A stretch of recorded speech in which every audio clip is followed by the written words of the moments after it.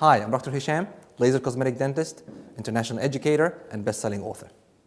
Well, the claim to putting fluoride in water is to prevent tooth decay.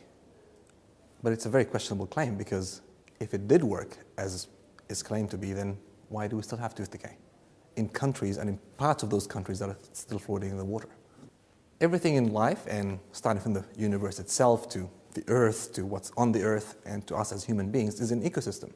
A combination of different parts and different living organisms and non-living organisms and structures, actually, non-living structures, collaborating together in an ecosystem. When that is in harmony, everything is in balance and everything coexists. When one or more parts of that ecosystem break down, there is a disharmony or breakdown in the system, obviously, which is what we call a dis-ease of the ecosystem, hence the word disease.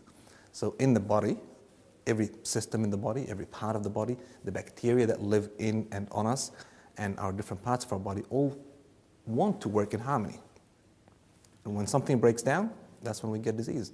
The math is a very specific area for what we're talking about here, and trying to fight a ecosystem imbalance disease, or more specifically a biofilm imbalance disease, because that's what tooth decay is. It's a bacterial infection, too many bad bugs compared to very few good bugs.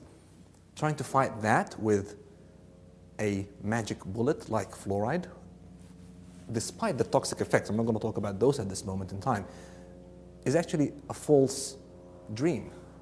You can't fight a biofilm imbalance problem with a magical drug or a magical pill. You've got to understand what constitutes health, what constitutes balance, how did it go into imbalance, and how can I bring it back? I know, and I can prove that, we can all prove that, we can see it everywhere, that tooth decay is not a social demographic disease. It's not a disease of the poor or the rich or the middle class. It's a disease of everybody. Many human beings across all nations, all socioeconomic levels, all levels of education either have it or don't have it. And the question is something totally different. And the reports from any health organization, including the World Health Organization, the WHO, are repeating exactly what I'm saying. It's a worldwide, it's a global epidemic, tooth decay and gum disease. The most common two infections of human beings globally. They are epidemics, and it doesn't go into social status or anything like that. As a matter of fact, poorer countries have less tooth decay per capita than more developed countries. Why is that? Because they can afford less junk and less sugar in their diets than we can.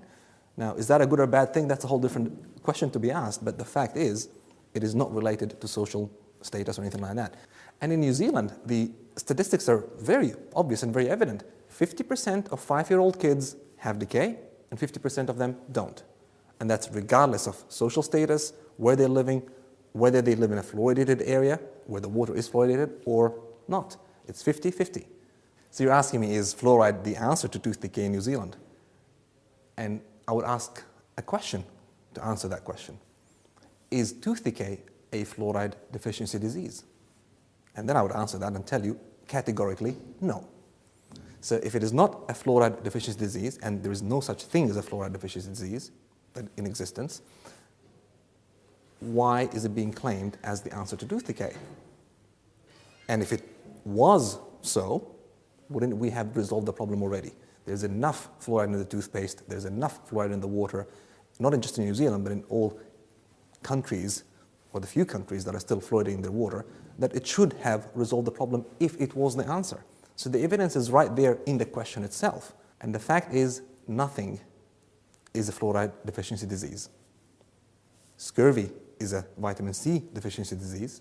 Goiter is an iodine deficiency disease. You put the iodine in, the goiter goes away. You put the vitamin C in, the scurvy goes away. You put the fluoride in, tooth decay doesn't go away. So what I truly believe in is that we should always be looking for the right answers and the right solutions to the problems that we have, rather than dwelling on arguing whether things that we've done or have been doing or are doing are working or not, when we can actually see clearly that they're not. And instead of focusing all the energy and the money and the attention and the human awareness that we can harness to provide solutions on arguing something that clearly is not the solution, where is the solution? So when it comes to the fluoride discussion, fluoride in the water, in my honest opinion, shouldn't be there at all. Nobody should be mass medicated, especially when making a medical claim that it resolves a medical problem that it actually doesn't, and mass medicating the population because of that, without giving them a choice. I think that is not appropriate, it is not acceptable, it is not ethical actually for us to continue doing that, and we should focus that money and energy, like I said, on the real solution, the real education of the public, the real enhancement of awareness, human conscious awareness of people taking control of their own lives and their own health and being able to really look after themselves and their kids.